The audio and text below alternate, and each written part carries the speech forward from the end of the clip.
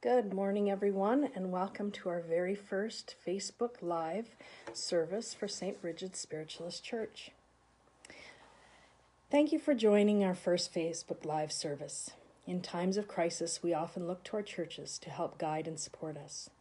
Well, this crisis has thrown us a curveball, and while it is important to socially distance ourselves from others, it is equally as important that we do not spiritually distance ourselves from others. Fortunately, we have technology that allows us to connect in other ways. So here we are. This will be a little different, but I will try to follow a typical service as best I can. And please feel free to type in the comments, and I will do my best to answer questions as we go.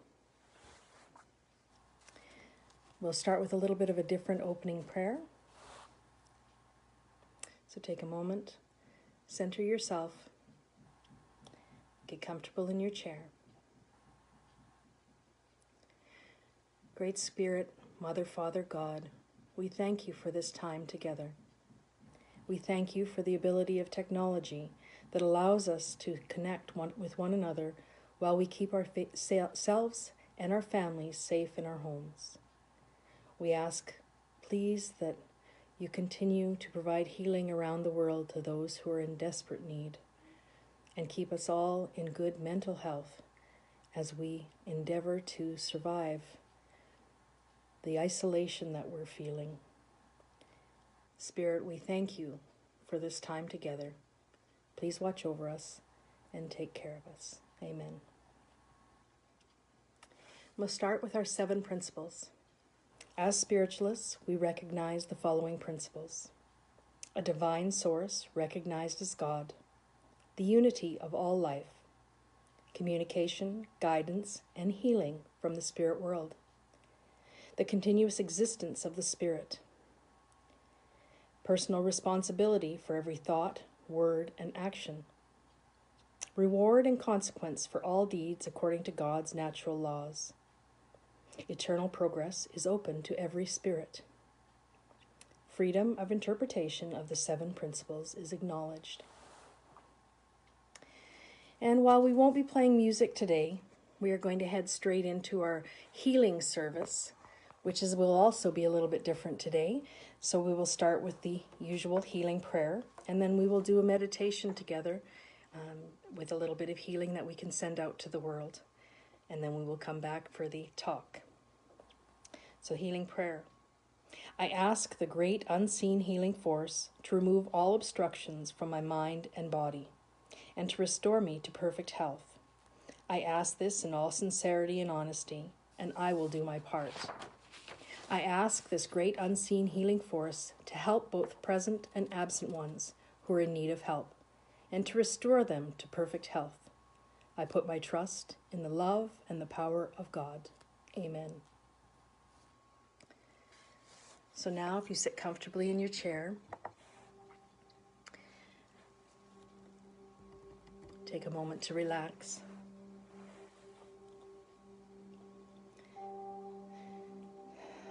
Taking a nice deep breath in and releasing it slowly.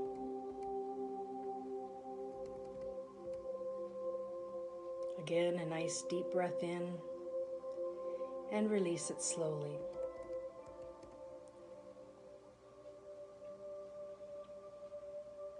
And as you relax in your chair, in your mind's eye, envision a bright, beautiful light streaming from the heavens above, flowing down around, surrounding your body, as well as entering through the top of your head. This is a beautiful healing light. Allow it to surround you and fill you, bringing a peace, a calm, a gentleness.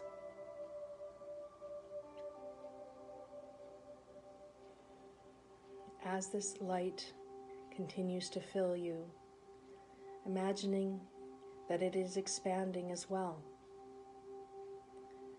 pushing out further and further. Feel it expanding out past what we know and what we feel in our own homes.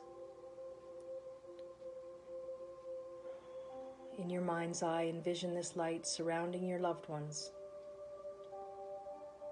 filling them with a sense of protection, warmth, and healing.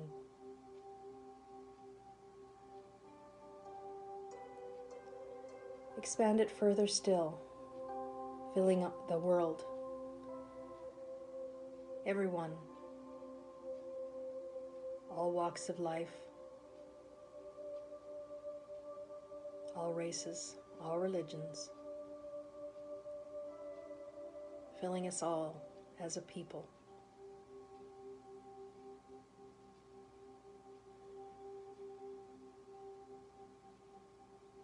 Bringing healing to those that are sick, and bringing protection to those who are not.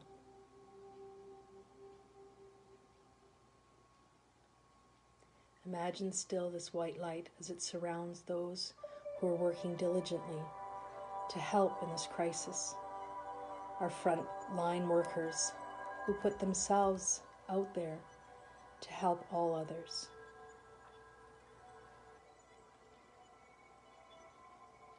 Hold them strong, hold them steady in your mind, giving them the strength and the courage to keep going.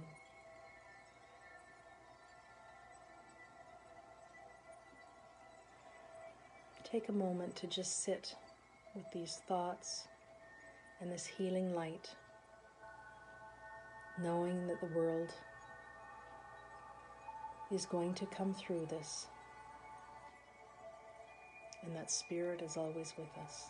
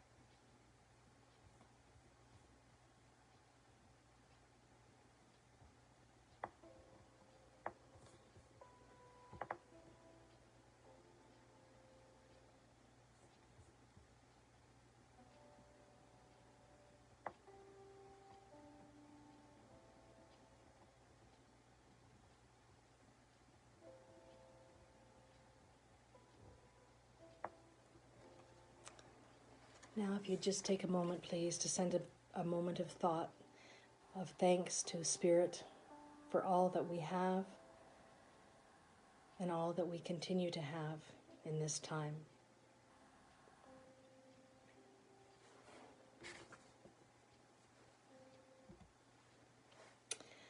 All right, well, thank you for that, everyone. And I hope you felt the presence of Spirit as I did. So as we draw close, this being the last week of March, March 31st is a very special day. Sorry, I'm trying to adjust this camera so it sits properly. March 31st is a special day for spiritualists. It's that we believe that the March 31st was really the beginning of the spiritualist movement. So I'm going to talk a little bit today about the Fox sisters. And some of you may have heard this before, but I think it's important to remember where we came from as spiritualists. On March 31st, 1848, a gentleman by the name of Andrew Jackson Davis received a strange message. He is quoted from his personal notes saying, "About daylight this morning, a warm breathing passed over my face, and I heard a voice, tender and strong, saying, 'Brother, the good work has begun. Behold, a living demonstration is born.' I was left wondering what could be meant by such a message."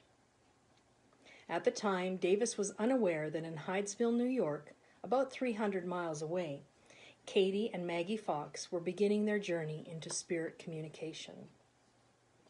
The Fox family had moved into a small farmhouse in Hydesville, New York, just before Christmas, 1847, while John and Margaret's plans to build their own house, which had been stalled by a particularly harsh winter. Soon after moving in, the family began hearing strange noises at night, knocking, creaking, etc., that were attributed to the sounds of a house being heated with a wood fire during a very cold winter. About the middle of March 1848, the noises changed. They became much louder and much more pronounced, and in fact began to scare the family. The whole family began to sleep in one room, and the noises continued to disturb their sleep. On the evening of March 31st, 1848, the two girls had gone to bed early, and, as usual, the noises began again. I'm going to read from their book, Talking to the Dead, about that night. It says, "We went to bed early, and because we had been broken so much of our rest, and I was almost sick. Although John wasn't yet in bed, Margaret lay down. The raps commenced as usual. But what followed had never happened before. The girls, who slept in the other bed in the room, heard the noise and tried to make similar noises by snapping their fingers. The youngest girl, Margaret explained, is about 12 years old. She is the one who made the hands go. As fast as she made the noise with her hands or fingers, the sound was followed up in the room. It made the same number of noises that the girl did. When Kate stopped, the noise stopped. But the strange game continued. The other girl, Margaret said, neglecting to use specific names, who was in her 15th year, then spoke in sport and said, 'Now do just as I do. Count 1, 2, 3, 4, striking one hand in the other at the same time. The blows which she made were repeated as before. It appeared to answer her by repeating every blow that she made. It was Maggie's turn to be, or act, surprised. She only did so once, Margaret recalled of her daughter. Then they then began to be started. Rather than talking or taking a moment to question or soothe the girls, however, Margaret pressed forward and asked the noise to count to 10, and it made 10 strokes or noises. What were the children's successive ages? When the raps responded accordingly, Margaret quickly concluded that an invisible intelligence was at work, and set out to confirm its nature. I then asked if it was a human being that was making the noises, she continues, and if so, to manifest it by the same noise. There was no noise. Then I asked if it was a spirit, and if so, to manifest it by 2 sounds. I heard 2 sounds as soon as the words were spoken. I then asked if it was an injured spirit, to give me the sound, and I heard the rapping distinctly. I then asked if it was injured in this house, and it manifested it by the noise. If the person was living that injured it, and got the same answer. Then I ascertained by the same method that the remains were buried under the dwelling and how old it was. Would the spirit continue to rap if Margaret summons the neighbors? It rapped in the affirmative. The children, Margaret admitted in her statement, were now clinging to one another in terror. She seemed to have been oblivious to the possibility, soon trumpeted by the local newspapers, that her daughters were teasing her with an April Fool's Day joke. If so, the girls might have been frightened, not by an unseen presence, but by the unexpected success of their prank. But Margaret remained confident that her instincts that night were appropriate to the situation. I was calm, I think, she assured Lewis, as I am now. So that was the first night of the rappings. So not being able to provide a murderer, not being able to prove the murderer of the peddler proved to be a sticking point for those close to and who chose to try and discredit the communication. So basically, the girls were communicating with a fellow, Charles Rosna, I believe his name was, and he was a peddler, and he had come to the house prior and said that he was there to sell his wares. And at the point that he was there, the family had said no, they couldn't afford it, but they invited him to stay for dinner. They actually had a girl that worked in the house for him, and this is the family that lived there prior to the Foxes being there. And so he stayed for dinner, and they dismissed the girl that worked for them, sent her home, said they wouldn't be needing her for the night. And when she did come back to work, all of a sudden the lady who lived there had all these things that she didn't have before, that the girl had remembered seeing that the peddler had. So she was wondering how the family could afford these pieces, because they didn't have a lot of money. And so she didn't think too much of it. But as Charles went on to explain to the girls, they created this system of communication with them, and he explained to the girls that he had been murdered in the house by this couple and was buried in the basement. And anyway, they went on to learn a little bit more about that. Of course, the family said, no, of course not, that would not have happened. But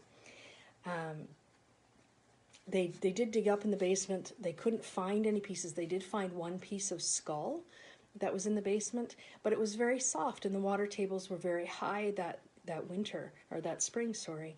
And so it was very hard to dig in there. It was very mushy and very hard to find anything. So they did never find the body when they were there as the Foxes.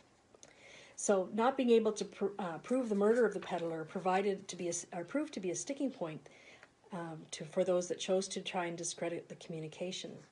Thinking that if they moved, the noises would stop, the family moved with David Fox, the older brother of Maggie and Kate, but the noise continued. The next thought was to separate the girls, so Kate was taken to Rochester, New York, to live with her sister Leah. But again, the noises continued, but were now happening in Rochester as well. Margaret and Maggie went to Rochester to be with Kate. The rappings continued and became much more insistent. Isaac and Amy Post were good friends living in Rochester, and they suggested using the alphabet method that had been done in Hydesville to determine what the spirit was trying to communicate. And the first message he deciphered was, "Dear friends, you must proclaim these truths to the world. This is the dawning of a new era.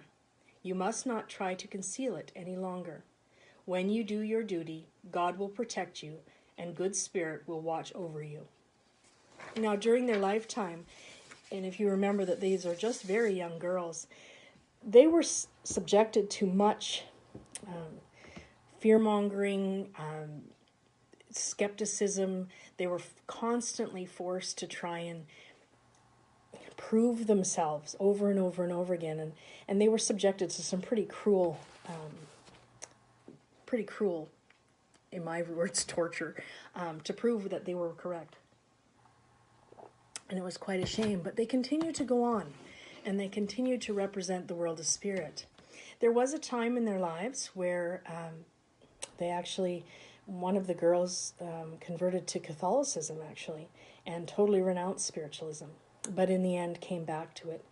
And they, discredited it. At one point, they actually said no, they had made it all up, and then they retracted that. And I think a lot of that was the scrutiny that they were facing and threats to their lives and to their families. So it's really quite amazing to me that they carried on and really were the mothers of spiritualism as we know it now, and led the movement. So for that, I'm very thankful to them for all that they suffered, and they certainly did suffer for many years.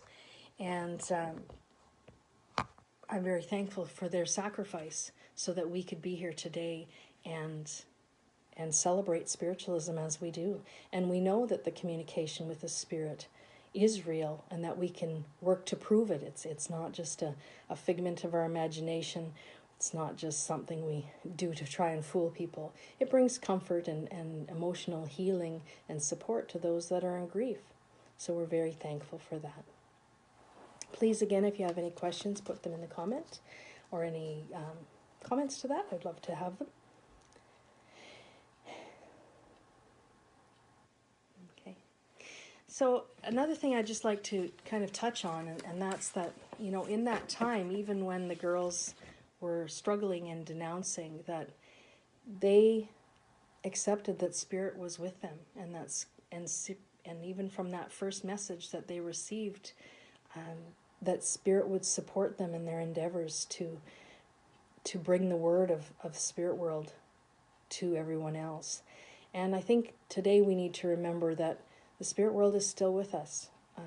I've had a few questions from people in the last week or two, you know, is this Spirit trying to get back at us? Is this Spirit cleansing the world? Do you think it's, you know, all those kinds of things. And I guess for me, I don't believe that we have a vengeful God. I think if we look back in our lives, I don't believe God punishes us. I do believe that the 7 principles comes back, and the one I think is reward and consequence for all deeds. And maybe there is some consequence to all the deeds of people in general in the world, and I guess that's where I come from. It's not a punishment. It's not God trying to get back at us and you know, cleanse the world is another one I've heard. And while there are some of those things happening in this world, I do think that's not the only thing that's happening. I meant to find this earlier, and Richard has set a lovely post that, let me just find it here. I hope he sent it in here. No, he didn't. He sent it as a text.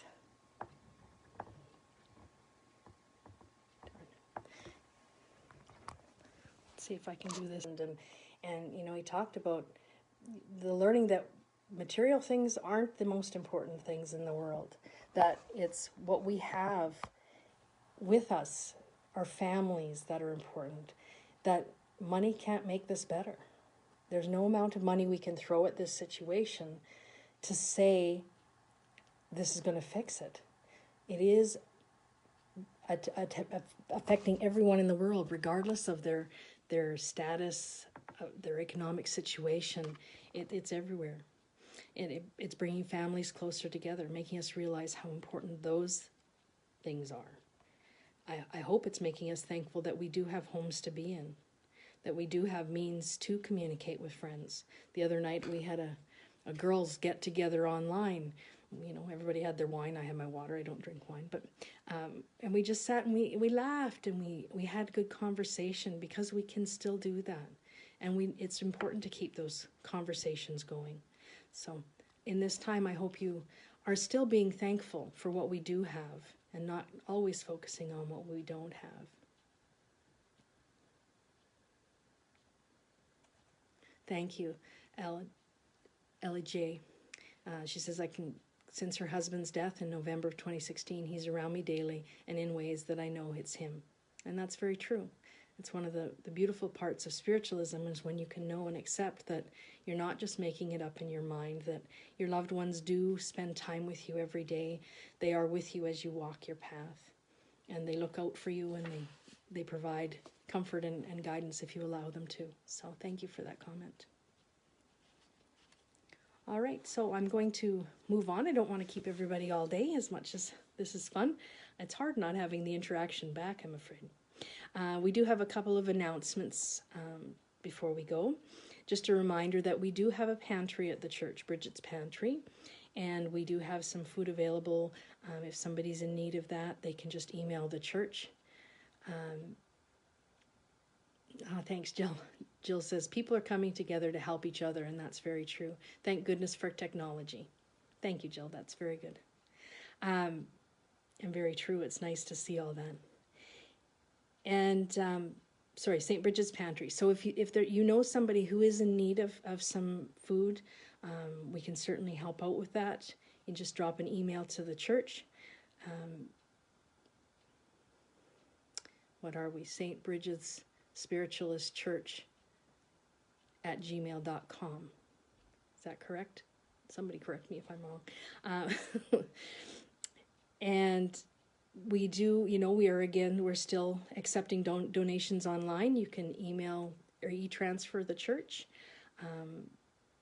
The information is on our webpage. If you are so inclined, we'd love that. And please not feel free to, but please do like us on Facebook and on Instagram. We are on both of those platforms, and we hope to continue doing this this kind of service once a week. We'll kind of rotate through and take turns. I'm just going to pull up the website and make sure I had that email, because I have a feeling I didn't. Oops. Sorry, I need more than one hand.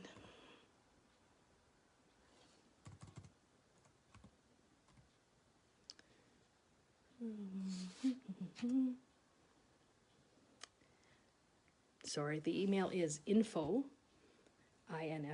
at stbridgesspiritualistchurch.ca. No Gmail in there. So again, info at stbridgesspiritualistchurch.ca, all one word.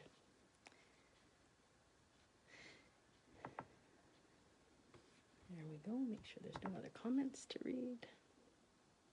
Okay. Well, thank you so much, everyone. We appreciate having you join us for our very first Facebook Live. And again, please leave a comment, and we will get back to you even after the live has finished. If you want to leave a comment, just we will get notified, and we can certainly answer those either as a personal message if it's something you have a question for. The other thing, if you have specific questions, or if you have you need some help in some way and you just want to reach out, please feel free to email. We're just in the process of trying to set up individual emails if you want to individually email us, but right now you can just do the info at, and we can certainly get back to you. And if you have a specific one of us that you want to talk to, you can just put that in the subject line of the email. Anyway, I want everyone to please have a very wonderful day, and I really thank you so much for joining us. It was lovely to see so many faces on Facebook, and we look forward to hearing from you again. Have a wonderful day. Bye-bye.